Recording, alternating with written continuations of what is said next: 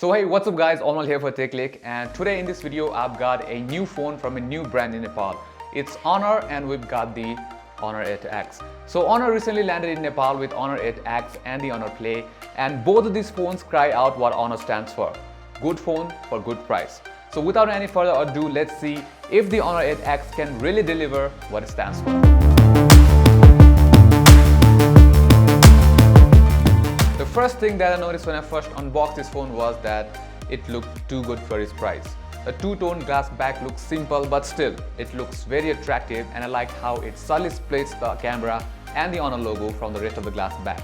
And I'm a fan of these rounded edges as well. It gives the phone more clean and stealthy look. And at first, I thought that this matte black color might get scuffed pretty easy, but that was not the case. I haven't seen a single scratch until now. The story is same at the front too. The screen on the Honor 8X runs nearly edge to edge, the side bezels are nearly non-existent, and the bottom thin is very minimum as well.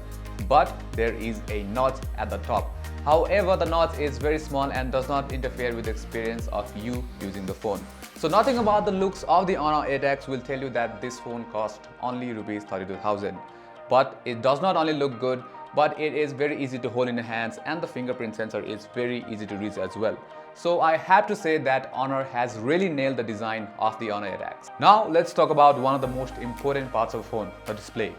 So the Honor 8X has a 6.5 inches IPS LCD display with a screen resolution of 1080 by 2340. And even though the screen is very large, the text looks sharp and clear, and it produces very vivid and saturated colors. However, of course, it is not on the same level as of the OLED panels. So if you're coming from a Samsung, say A7, then you will notice the difference. But for most of the people, this display will do just fine. If you're still not a fan of a notch design, don't worry, you can hide the notch under the display settings, and you can also change the color profile under display settings to either cold or hot or warm, I think, however you like it. While the screen on the Honor 8X looks beautiful, the speaker is not on the same level. It is a bottom firing mono speaker and it gets plenty loud, but it lacks that richness. And also, similarly priced Xiaomi devices that we recently reviewed do a much better job in this part. And now it's time to see if the Honor 8X can perform. Ha! So the Honor 8X is powered by a 12nm octa-core Kirin 710 processor, and this processor is paired with 4GB of RAM. Also, it has 64GB of internal storage with a dedicated microSD slot that supports up to 400GB. But these are just numbers. How does the phone perform in daily life? I'm happy to tell you that this phone is a smooth performer. The animations were snappy, and I felt like that every app were opening instantaneously. I didn't have any problems using Facebook, YouTube, or even Google Chrome. But I did notice some minor lags while using Google Maps, but it was not that significant. So if you're not a gamer, you won't notice any difference between this phone and any other premium phone. But that does not mean that this cannot play games. We played PUBG at default settings, and I guess it ran lag-free.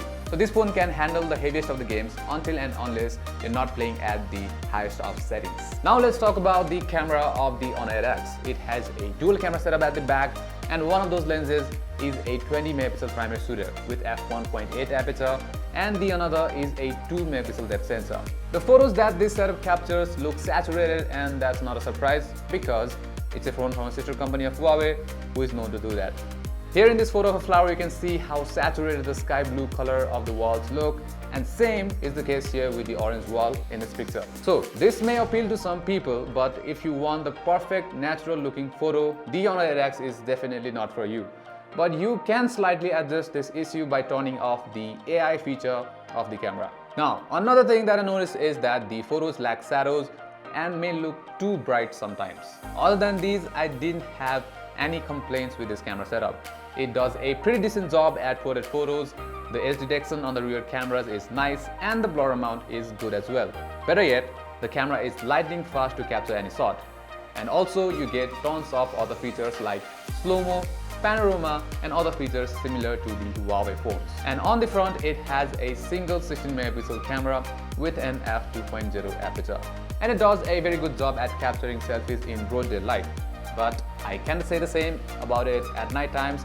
It cannot manage the noise levels at night, but the photos still look good. The front portrait selfies are average. The selfie camera cannot handle flowing whips of hair and blurs them out too, as you can see in the sample. But it is ridiculous to want a camera that is perfect in every sense, and in this budget you can never get that. And now let's talk about the most impressive feature of this phone, its battery.